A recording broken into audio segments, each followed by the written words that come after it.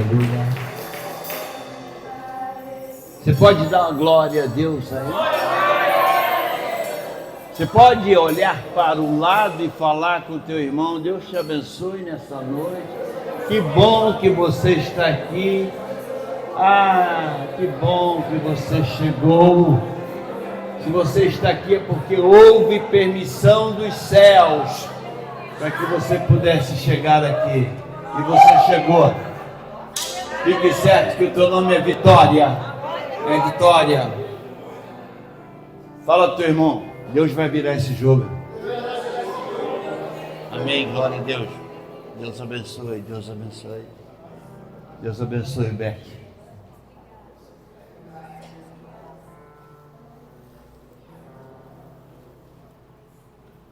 Está pronto para voar? Só você responder amém. Não fica olhando para mim. Não fica olhando para mim que nem um boneco, aquele reborn, não. Está pronto para voar? Está pronto para voar? Eu quero falar de uma palavra trágica. Quero mostrar para vocês uma palavra. Ela é trágica em qualquer língua. É quando você fala assim: algum dia, preste atenção, algum dia. Ela resume as esperanças e os sonhos não realizados de toda uma geração. O viciado, o alcoólatra, geralmente ele fala assim: algum dia eu paro com isso. Algum dia eu saio dessa. Algum dia esse pesadelo no futuro vai ser um sonho. E já fala: pastor, fique certo, algum dia eu fico livre disso. Já vai para mais de 6 anos. Ele não consegue se livrar. O solitário, ele costuma falar o seguinte: olha, algum dia vai entrar um amor na minha vida. Vai acabar com toda a minha tristeza. Algum dia eu tenho certeza que eu serei feliz. O divorciado, sabe o que ele fala? Algum dia tenho certeza que eu vou encontrar alguém que me entenda. Eu tenho certeza, algum dia eu vou encontrar um amor verdadeiro. Não sei se você conhece alguma pessoa presa a um casamento sem amor, aparentemente sem esperança. E quando ela conversa, ela fala assim: pastor, eu tenho certeza que algum dia eu vou encontrar uma saída. Eu sei que existe felicidade e magia, mas algum dia eu vou ficar livre para seguir o meu coração. E tem uma coisa, pastor, e eu tenho certeza que algum dia eu vou achar alguém para me aceitar como eu sou. Algum dia, e assim vai. Se você observar bem, você vai ver que toda a humanidade vive para aquele dia. Quando as coisas vão melhorar, quando a situação vai mudar, quando as dificuldades vão desaparecer e quando as coisas boas chegarão. E geralmente é assim. Parece que achamos que só precisamos de um pouco mais de tempo, porque alguém vai chegar e vai fazer melhorar tudo. Eu tenho certeza, pastor, que algum dia as minhas orações serão atendidas pelo meu Deus. Um dia eu vou conseguir, pastor, algum dia eu vou conseguir a busca pela santidade. Algum dia eu vou conseguir, pastor, sabe, frequentar um culto quarta-feira. Algum dia eu vou conseguir, quem sabe, participar da escola bíblica. Algum dia eu vou conseguir. Desse jeito, em algum dia, esse milagre vai acontecer. Mas eu tenho uma novidade para você, minha irmã e meu irmão. Algum dia algum dia nunca vai acontecer. Se você ficar por aí, simplesmente sentado, esperando um milagre, não vai chegar nenhum príncipe encantado para te livrar dos seus problemas. Você não vai conseguir ninguém que vai chegar para você: olha, eu vou resolver isso tudo. Você tem que dar alguns passos para fazer com que ocorra algo na sua vida. E se o milagre chegar, é o resultado de algo que você fez. Agora, ficar sentado, esperando, acomodado, achando que vai chegar algum dia a solução, não vai chegar. Você é que tem que fazer acontecer. Você é que tem que fazer acontecer. Ficar esperando, tendo desesperança, sonhando. E está passando o tempo, isso pode ser fatal. O tempo é passageiro, a coisa passa muito rápida. Abram suas Bíblias no livro de 2 Reis, capítulo 7. Eu vou ler a partir do versículo 3. 2 Reis, capítulo 7. 2 Reis, capítulo 7. E quando você achar, fique de pé. Reverência à palavra de Deus. Eu vou ler a partir do versículo 3. 4 homens leprosos estavam à entrada do portão da cidade. E eles disseram uns aos outros: para que vamos ficar aqui sentados até morrer? Se decidirmos entrar na cidade, há fome na cidade, vamos morrer lá. Mas se ficarmos sentados aqui, também vamos morrer. Vamos então para o arraial dos sírios e nos entregamos a eles. Se eles nos deixarem viver, viveremos. Se nos matarem, apenas morreremos. Ao anoitecer, eles se levantaram para ir até o arraial dos sírios. Quando chegaram às imediações do arraial, eis que lá não havia ninguém, porque o Senhor tinha feito com que no arraial dos sírios se ouvisse ruído de carros de guerra e de cavalos, e o ruído de um grande exército, de maneira que disseram uns aos outros: eis que o rei de Israel contratou os reis dos heteus e os reis dos egípcios para virem contra nós.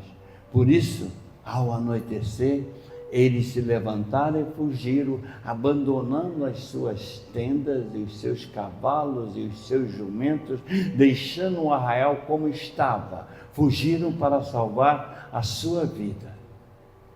E assim, quando aqueles leprosos chegaram às imediações do arraial, entraram numa tenda, comeram e beberam. Depois levaram dali prata, ouro, roupas. Então se foram, esconderam tudo.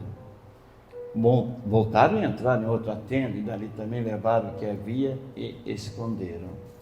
Então disseram uns aos outros: não é certo o que estamos fazendo.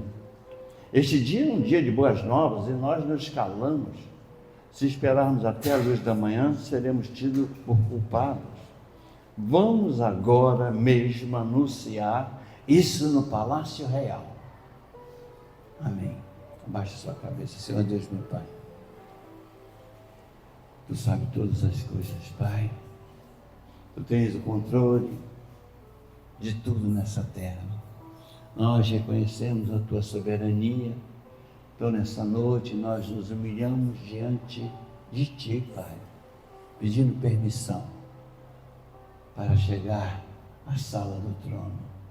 Que o Senhor possa, Pai, que o Senhor possa deixar cair sobre nós uma unção de sabedoria. Deixa cair, Pai, uma unção especial do Espírito Santo de Deus, para que possamos entender a Tua palavra. Pai, nós queremos aprender cada vez mais E hoje, Pai, é dia de purificação, de renovação, porque é mais uma semana, Pai, que eu tenho certeza, pela minha fé, que o Senhor vai garantir uma semana de vitórias para seus filhos e filhas. E tudo será para a honra e glória do teu nome, que toda a igreja diga. Amém. Será que nós estamos vivendo do jeito que Deus pretende? Anota aí nos adjetivos que Deus usa para descrever a vida que planejou para todos os seus filhos. Você já escutou isso muitas vezes? Vida em abundância, vida de vencedores, alegria, amor, a paz de Deus que excede todo entendimento. Luz, você é luz, andando na luz. Vidas verdadeiras, vidas livres, vidas com sabedoria, vidas com bom ânimo, com renovo, bênçãos, poder, liberdade, segurança, descanso e vitória. Agora, pense nos adjetivos negativos. Atitudes, postura, nos quais se debatem os cristãos de hoje. Muito ficam se perguntando, sabe o quê? Como superar tal coisa? Alguns escutam a palavra de Deus,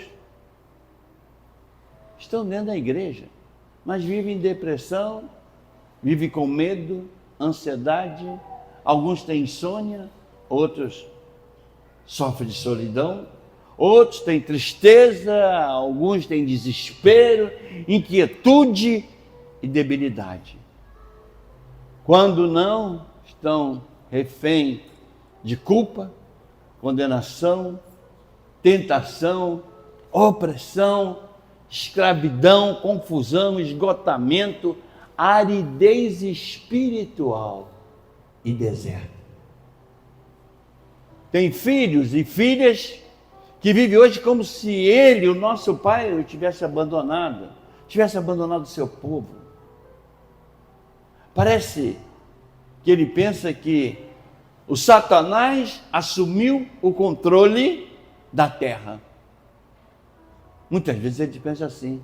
É como se a depressão, o medo e a ansiedade fosse o modo de vida do cristão, tornando ele fraco, vazio, sem força e sem poder. Pronto para se render aos poderes destes séculos. E muitos se perdem por esse caminho. Muitos se entregam ao inimigo lá fora.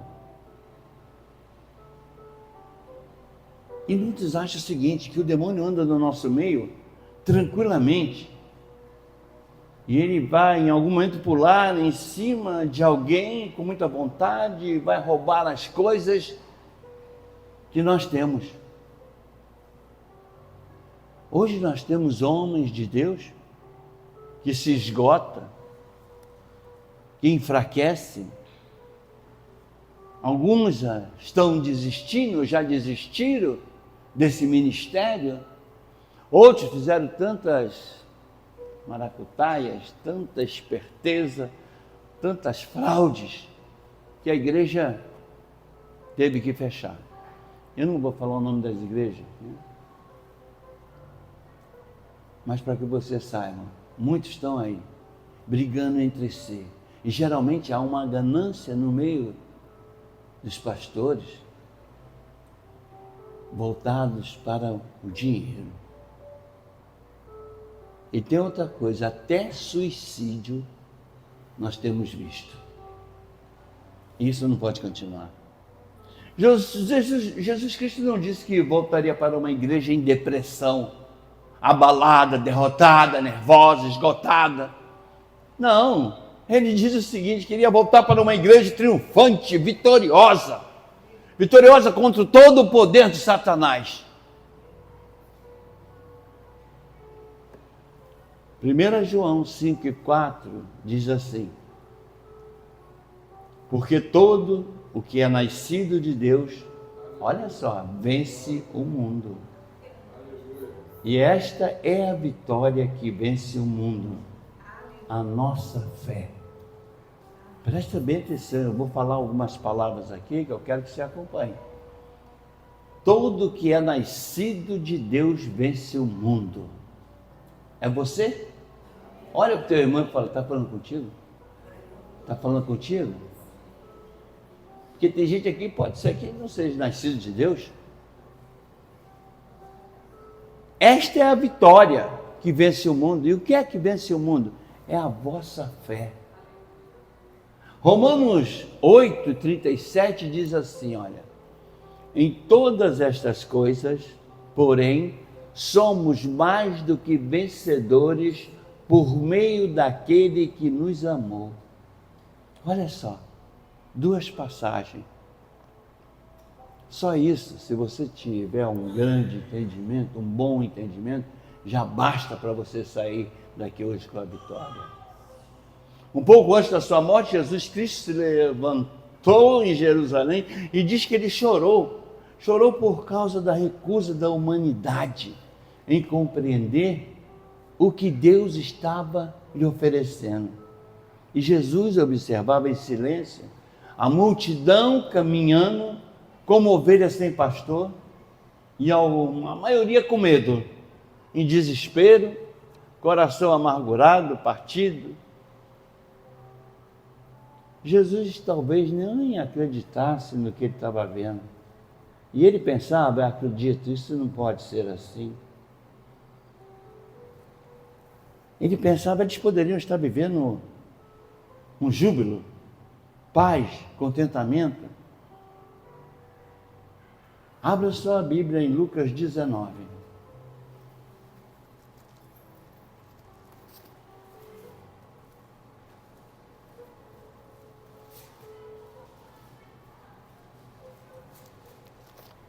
Lucas 19. Vou ler versículo 41 e 42. Quando Jesus ia chegando a Jerusalém, 41, vendo a cidade, chorou por ela, dizendo: se você soubesse, ainda hoje, o que é preciso para conseguir a paz, mas isto está agora oculto aos seus olhos. Olha só, está oculto aos seus olhos. Só até aí tá bom. Tipo assim, se vocês me conhecessem, se vocês realmente se quebrantassem, eu poderia trazer paz, mas os olhos de todos vocês estão encobertos, porque as pessoas estavam cegas. Isso é incrível. E Jesus no meio delas, gritando: venham a mim, que eu vou dar descanso, eu vou dar paz, porque eu sou o caminho, a verdade e a luz. Ninguém viu. E às vezes eu fico pensando, será que na igreja nós temos pessoas também cegas, iguaizinhos a esse povo? Porque não é suficiente se satisfazer apenas com a salvação eterna. Tem gente que acha que Jesus Cristo só concede isso. Salvação eterna, não vou sofrer o dano da segunda morte. Não é só isso não. Estou salvo até o fim. E vivendo de uma pobreza espiritual. E sabendo que há promessas maravilhosas para as nossas vidas. Mas por que a gente não alcança?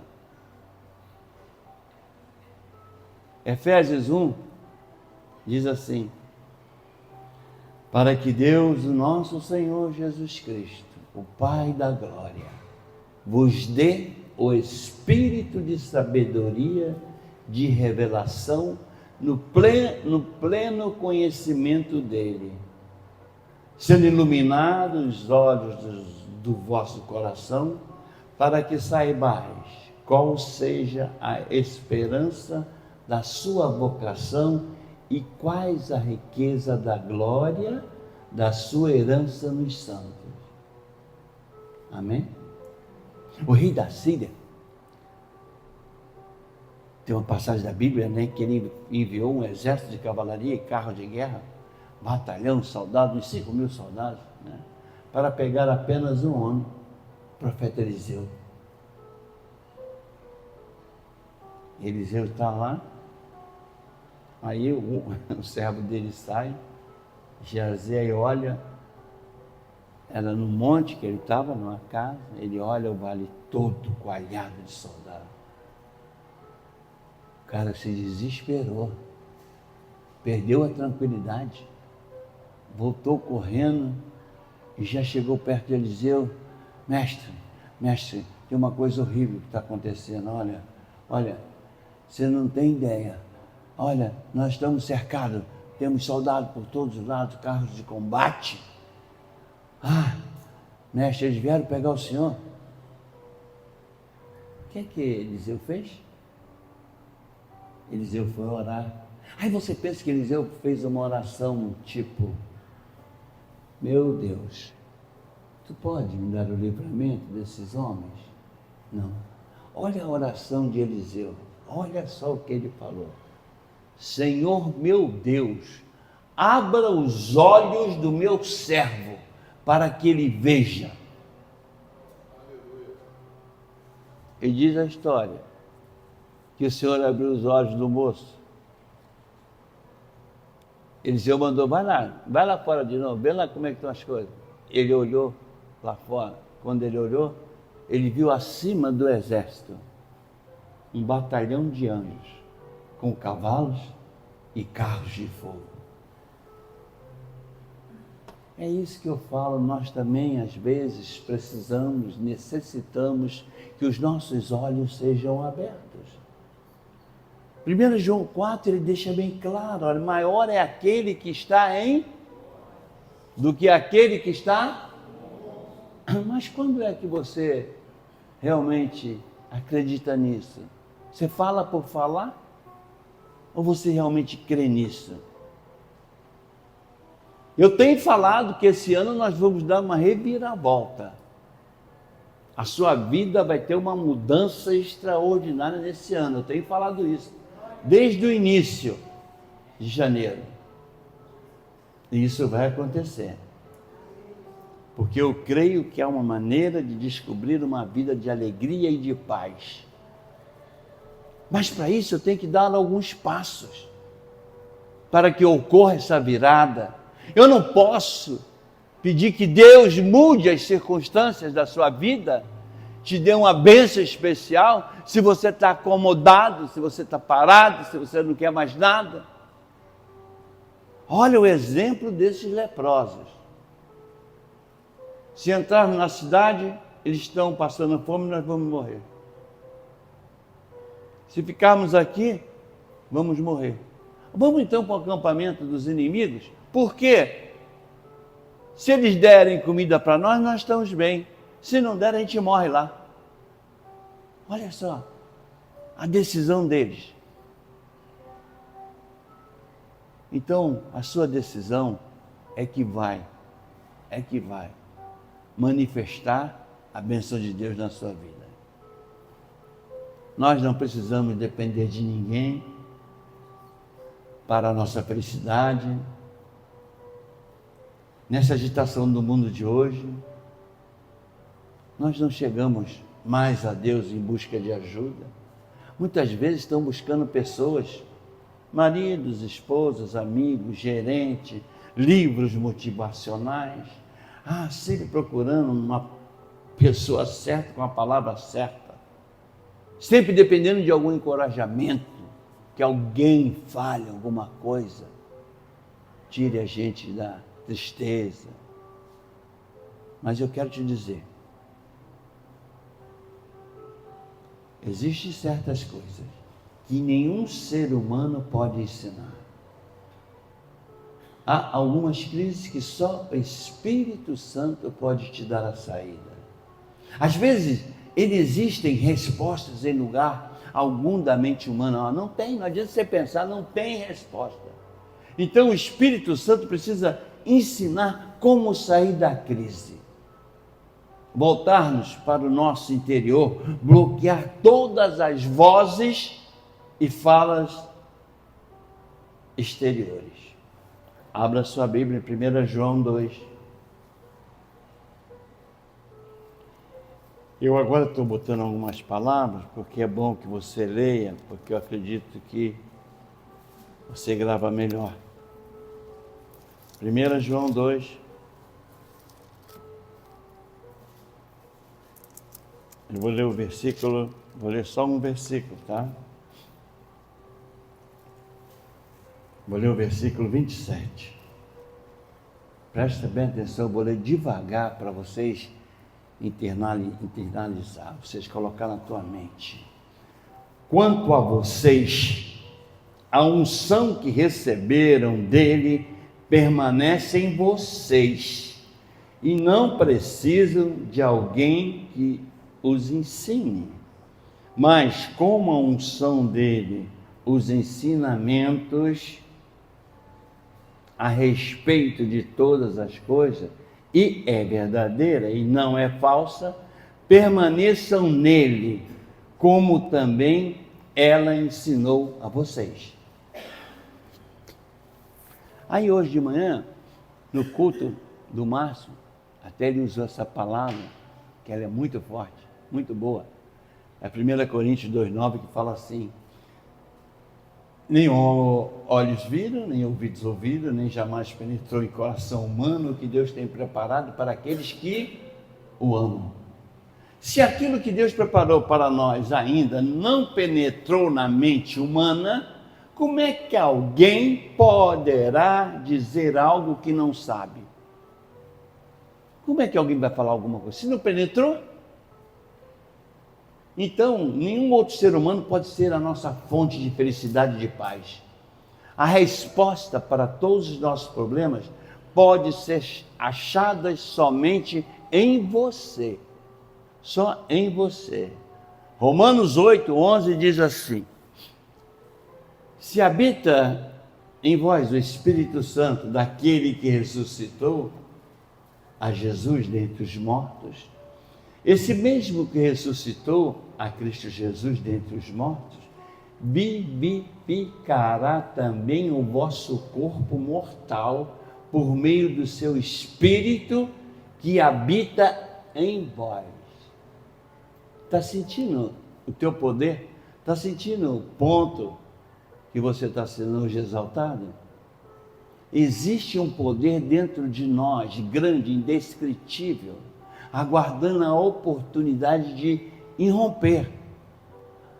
A sensação é de que uma explosão de grandeza vai surgir. Nós sabemos que o Espírito Santo vê tudo, ele sabe de tudo. E somente ele tem as respostas que nós necessitamos. E nós não precisamos recorrer a ninguém, a nenhum homem. Todo aquele que confia nele possui em si mesmo o Espírito Santo para nos ajudar e tornar a vida abundante e a nossa vida com mais alegria. Você está pronto para andar na plenitude do Espírito Santo? Ninguém. Quantos? 3? Falaram a mim 3. Você está pronto para andar na plenitude do Espírito Santo? Aumentou um pouquinho. Eu quero que você receba nessa noite essa verdade. Eu quero que você comece a agir baseado nessa palavra. Que você saiba que verdadeiramente, muitas vezes falamos aqui no púlpito, o Espírito Santo habita em você. Para quê? Para consolar, guiar, revelar as boas coisas, para nos ajudar, às vezes, nas nossas enfermidades, mesmo em algum confinamento, mas ele também trabalha, traz para nós alegria, amor, paz, paciência, bondade, domínio próprio, para que possa nos dar tudo o que foi prometido pelo Pai. E a responsabilidade, meu irmão e minha irmã, está em tuas mãos. O seu destino, você tem o poder de Deus. Você pode fazer o que você quiser. Mas diante da crise que se vive nesse mundo, a realidade desse mundo é importante, né? Alguns valores sejam redefinidos e firmados. Isso se aplica para nós, para os casais, para as famílias. Há 3 características que devem estar presentes em nós, pelas quais devemos nos empenhar. A primeira está em 1 Coríntios, capítulo 9. Se você puder, abrir sua Bíblia, 1 Coríntios, capítulo 9.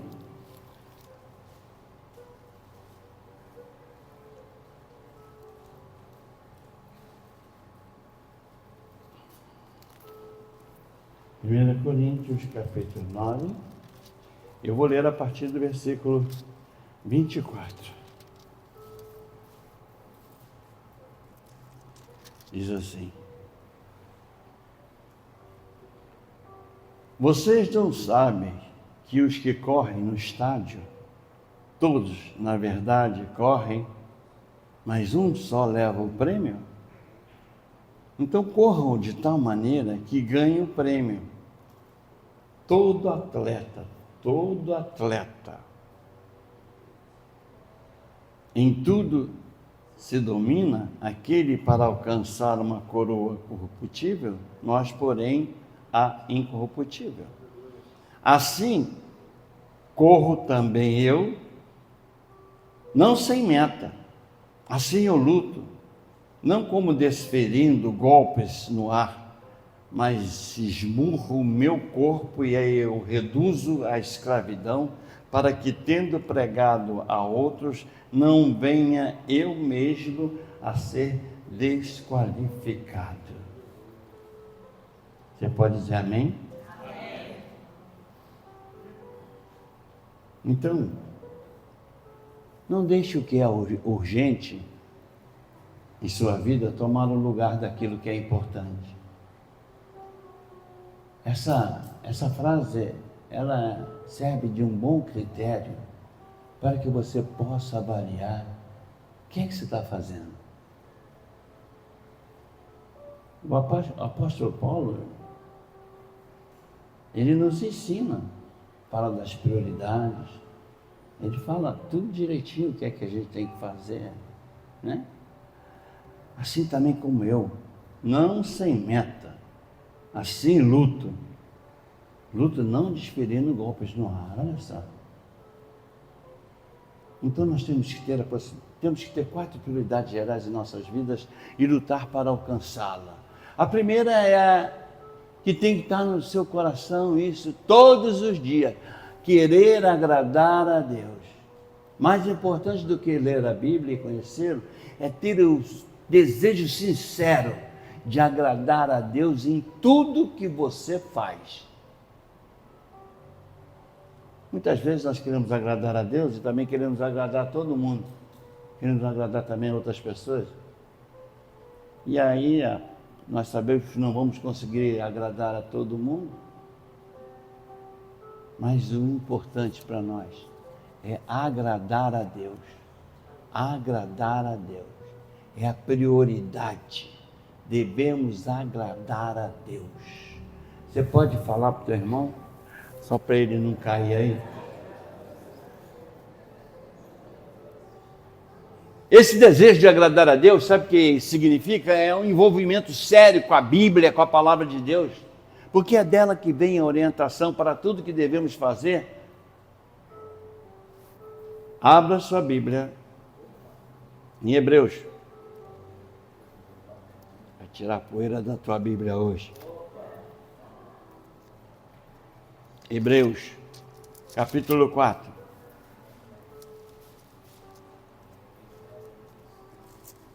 Eu vou ler o versículo 12 e 13.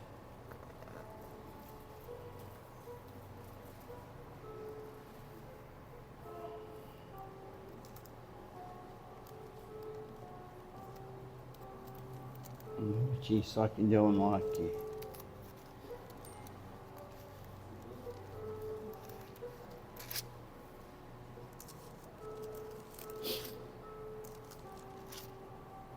Vamos lá, versículo 12, 13. Porque a palavra de Deus é viva e eficaz, Hoje, o Márcio, na culto de manhã, também usou esse texto. É mais cortante do que qualquer espada de 2 gumes, e penetra até o ponto de dividir a alma e o espírito, juntas e medulas, e é apta para julgar os pensamentos e o propósito do coração. E não há criatura que não seja manifesta na sua presença. Pelo contrário, todas as coisas estão descobertas e expostas aos olhos daquele a quem nós temos que prestar conta. Olha só, como é que pode? Nós temos que ser autênticos. Porque no mundo que todos andam se mascarando, muitos estão confundindo verdade com mentira, usam o certo com o errado, o bom com o ruim, e nós temos que ser autênticos. É um alvo invejável para a vida de qualquer servo ou serva de Deus.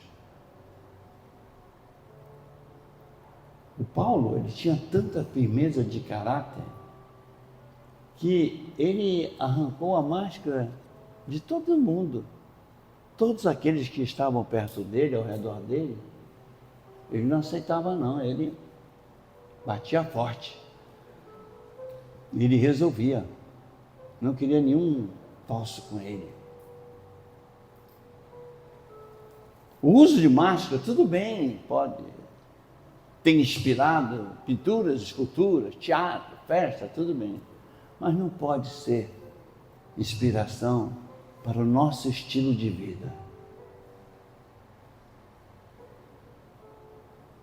Ao contrário do que acontece no primeiro exemplo do uso de máscaras, onde há alegria e satisfação, no segundo exemplo tem tristeza e destruição. Outro aspecto que eu considero muito importante é você crescer espiritualmente. E o verdadeiro crescimento espiritual, cada vez mais, nós devemos ser dependentes da graça e do amor de Deus. Porque Pedro deixou claro, em 2 Pedro 3,18, ele fala, cresçam na graça e no conhecimento. Ele diz isso no final da sua segunda carta. Depois de ter dado muitos conselhos e orientações ligados a todas as áreas da vida pessoal, familiar e comunitária. Antes crescei na graça. E Paulo está nos dando a compreensão desta verdade. Isso demonstra que o ministério crescia à medida em que a sua obediência ao chamado de Deus levava ele a depender cada vez mais do amor e da graça de Deus, para que ele pudesse, como ama carinhosa ou pai dedicado, e ele exercia o seu trabalho entre aquele povo. Este homem culto e capaz, ele tem prioridade, sabe qual era a prioridade? Atitude de amor e compaixão. Seus interesses não eram apenas despejar uma carga de informações doutrinárias e teológicas sobre eles, não. Eles queriam dar-lhe para cada um o Evangelho, mas também ele queria dar para cada um a sua própria vida. E outra coisa que nós devemos aprender é se deixar usar por Deus. Às vezes, Deus quer que você use Ele no seu trabalho. É muito importante detectar o que é que Ele quer que você faça. E muitas vezes no trabalho, no nosso curso, em outra situação, nós ficamos calados. Você não consegue falar de Deus. Você não sabe nem como vai começar. E Paulo descreve essas prioridades. Eu tenho uma coisa que eu não gosto de perder, a oportunidade de falar de Deus. E uma coisa que eu sempre estou fazendo, sabe o que é? Quando eu pego o Uber ou quando eu pego o táxi, aí a gente fala da palavra de Deus. Aí a gente conversa sobre as coisas, né? Aí dá testemunho, uma coisa louca. E quando você se deixa usar por Deus, é também você crescer no conhecimento da realidade que nós estamos vivendo, né? Se envolver com pessoas que nós queremos alcançar, isso significa compromisso, né? Eu tenho uma pessoa que tem quase 5 anos que eu tento trazer ele aqui para a igreja. É difícil estar envolvido, ser participante, ter uma relação próxima, ter conexão, estar incluído.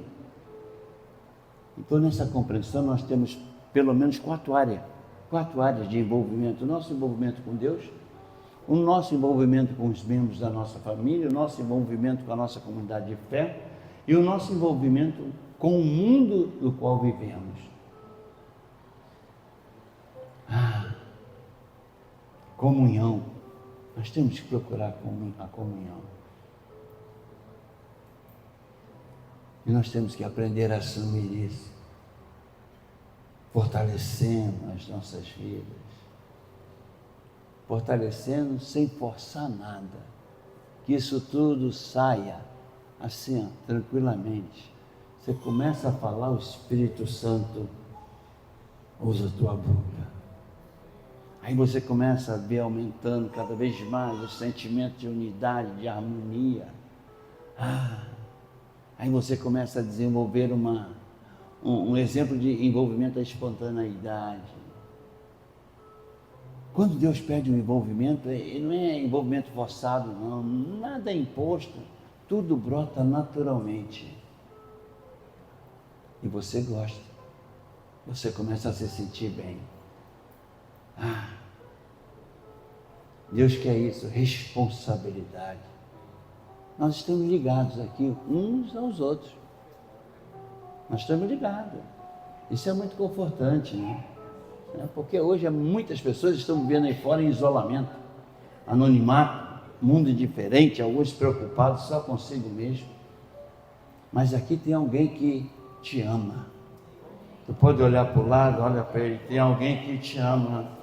Alguém que se interessa por você, alguém que nota quando você está sofrendo.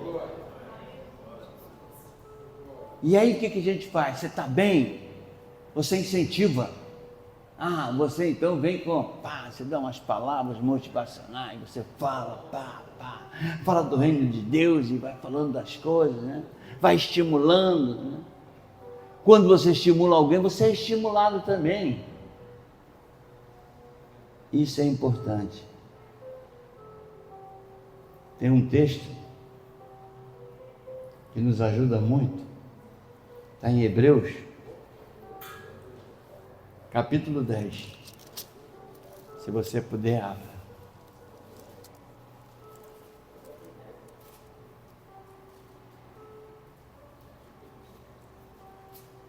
Olha só, 10, versículo 23.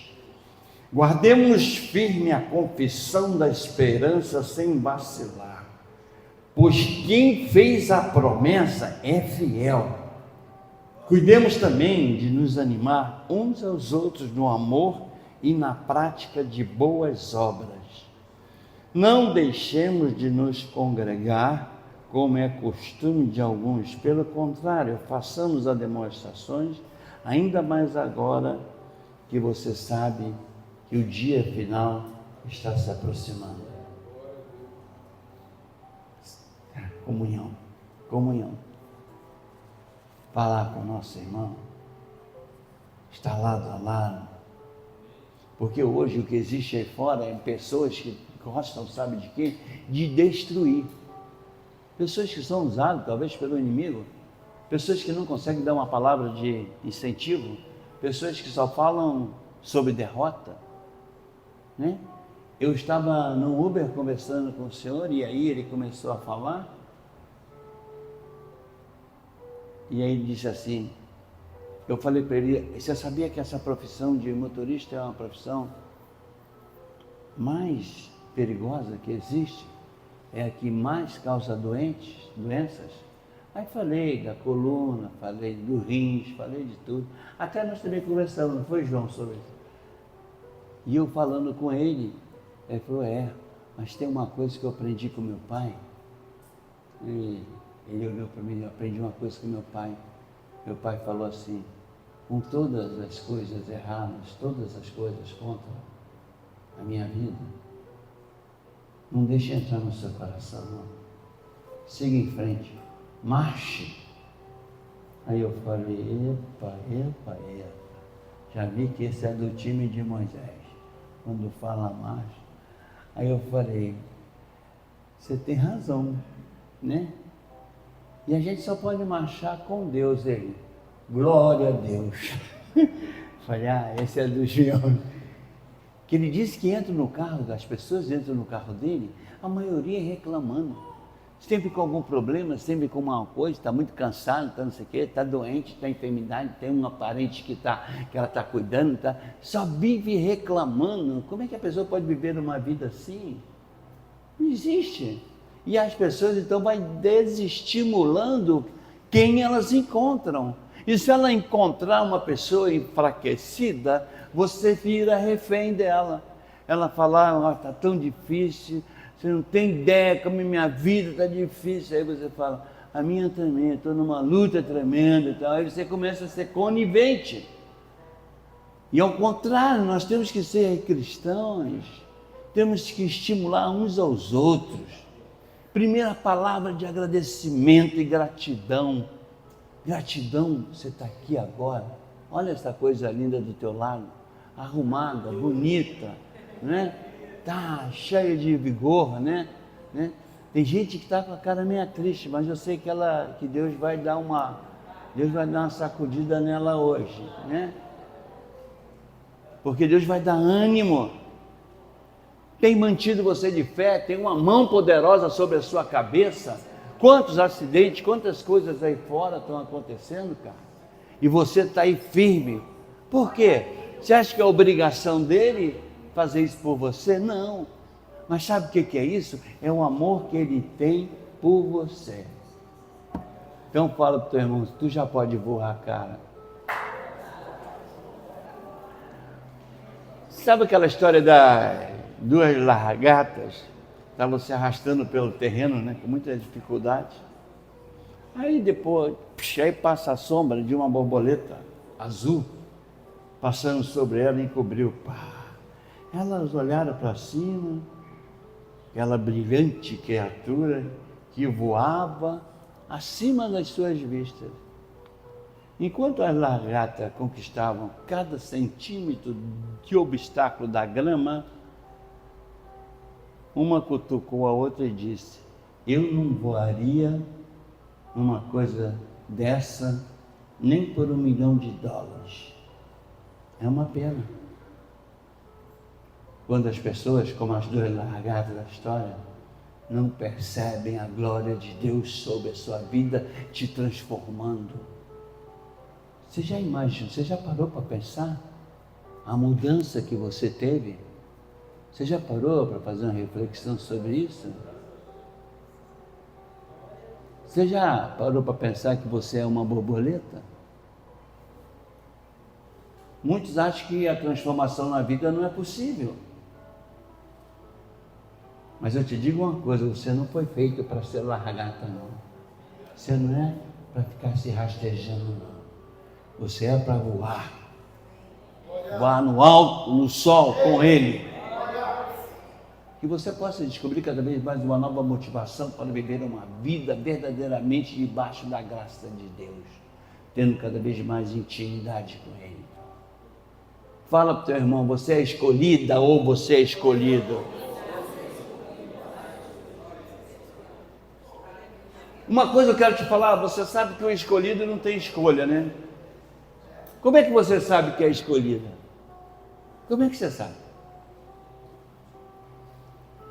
Pelo contexto das nossas vidas, por exemplo, da minha vida,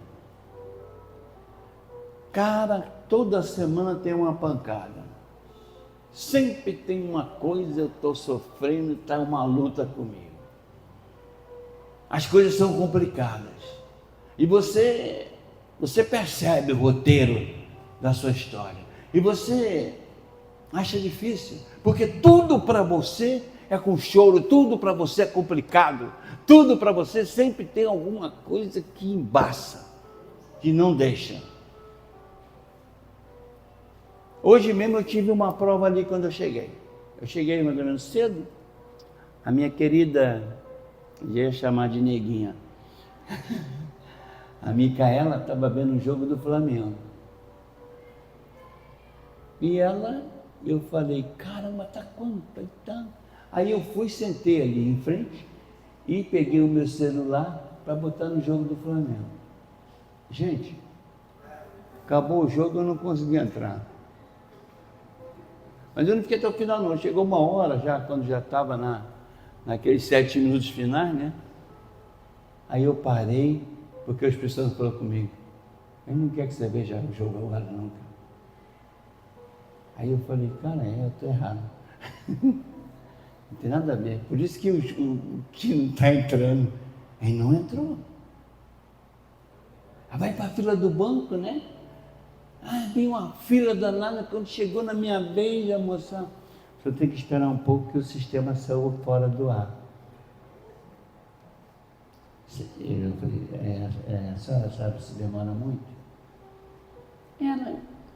Às vezes demora um pouco, né? Agora são mais ou menos 11 horas, acho que até 3 horas já chegou. Então tá, aí tu vai embora, você vai embora. Aí eu fui embora, estava indo por fora, aí botei do fora, passei pelo banco, olhei lá dentro, estava funcionando. Eu falo, cara, tudo é complicado. Tenha certeza de uma coisa, você não é chamada, você não é chamado. Sabe por quê?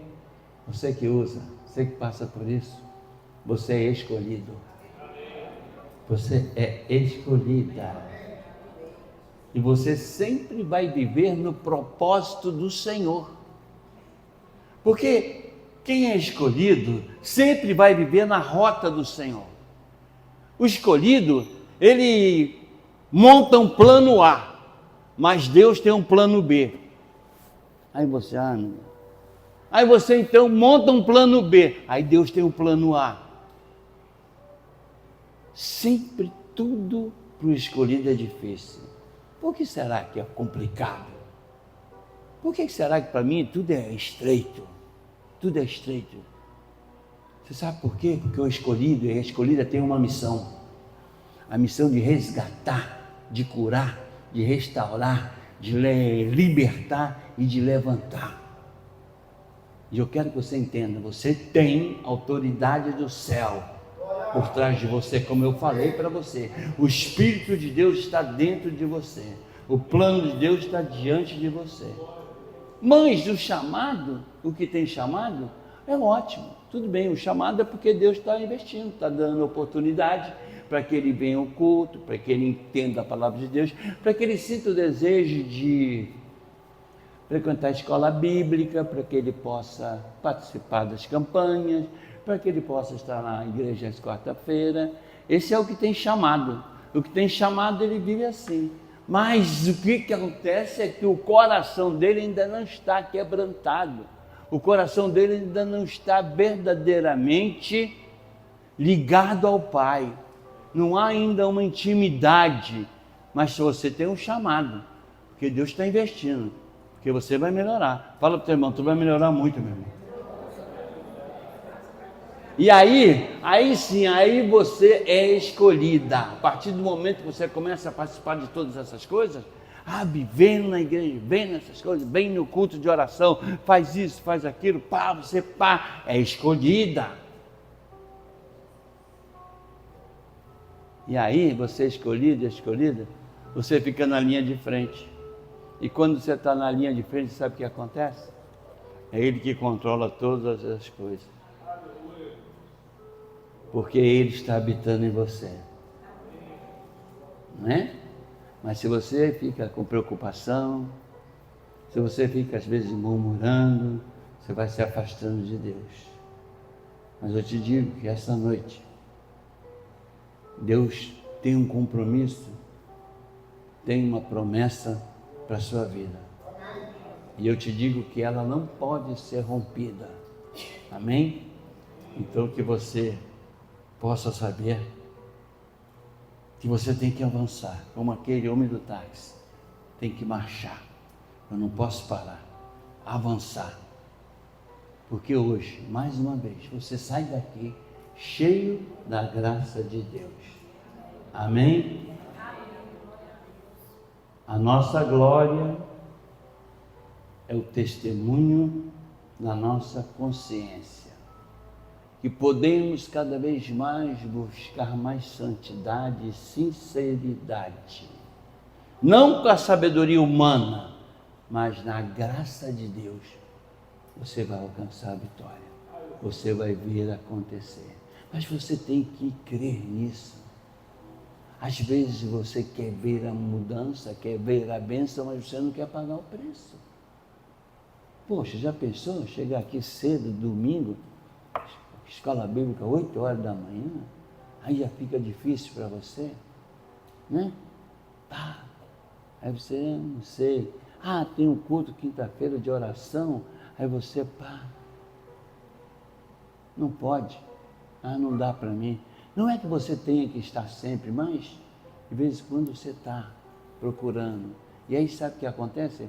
Aí isso vai te dando cada vez mais motivação, porque você vai vendo acontecer algumas coisas, aí você começa a ver, verdadeiramente eu sou uma escolhida, eu sou escolhido. E aí você vai ver os propósitos de Deus na sua vida, cada vez mais abundantemente, te abençoando, cuidando de tudo, cuidando do seu andar, aonde você for, Ele deixa claro, não temas que Ele está contigo, e Ele te segura pela tua mão e te leva por esses caminhos que nada vai acontecer contigo de mal. E essa semana, mais uma vez, Deus deixa uma promessa aqui, será uma semana de vitória, e tudo será para a honra e glória do nosso Deus, e todo o povo de Deus diga amém.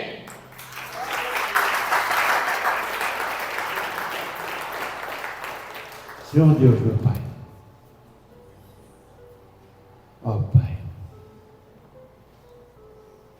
nós não queremos, Pai, viver todo o tempo em derrotas e sofrimento, Pai.